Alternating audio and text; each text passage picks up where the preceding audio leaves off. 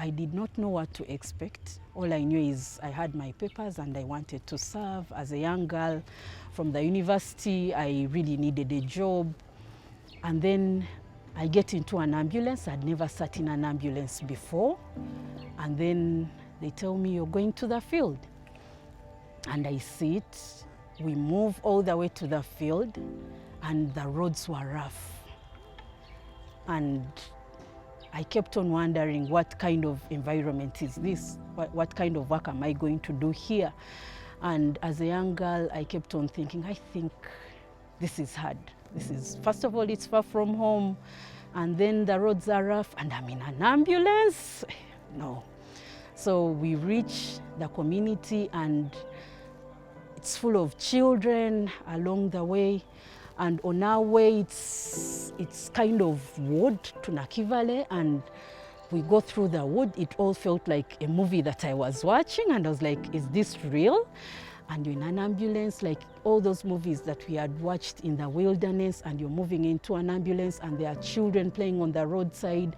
They do not have clothes. People are sleeping in houses, which if I stood up, I would be taller than them.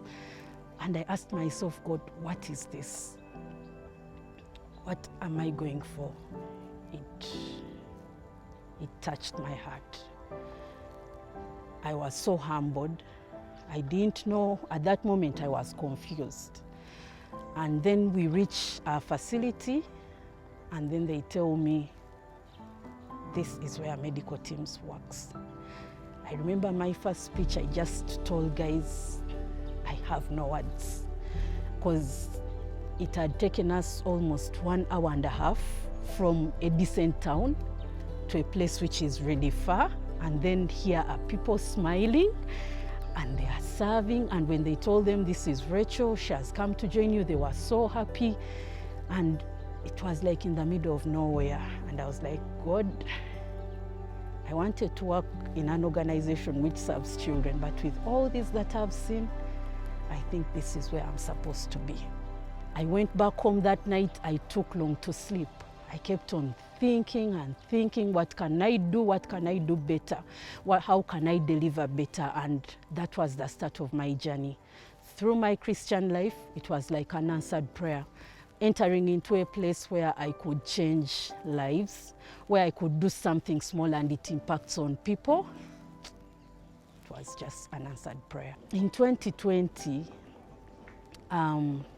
when I came into southwestern Uganda again, I had just had a nasty experience personally. I'd lost my own child. And then I come into a setting where an office is in the middle of a health center. It was traumatizing.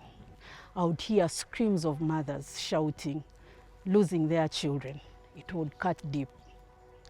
I would break down. It was horrible. And after the first 2 weeks, I said it cannot continue like this.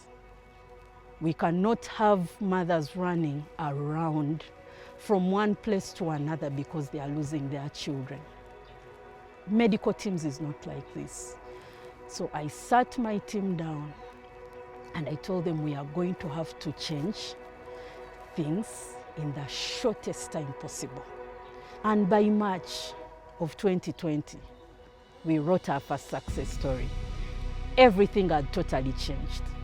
From 10 deaths of children in 1 week to 1 or 2 in a month. And then that same year, the whole of 2020, from 2019 of 12 maternal deaths to 2 in 2020. So by 2020, we're celebrating our success. We're celebrating the quality of care. The staff had improved. Staff were doing very good things. Staff were so positive. The attitude had changed. Everything had totally changed. So I always tell my team, we can change people's lives. I've always told the staff that I work with that our kind of work we do is beyond salaries. It's beyond anything. It's just the calling. It's a calling from God.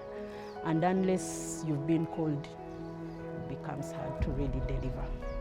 There are so many children out there that would want to be helped. So many children, mothers out there that are having sleepless nights. So many people are still coming in. We are still receiving so many refugees, but with limited funding, with limited resources, we can only do this much. But with your help, we feel we can do a lot more.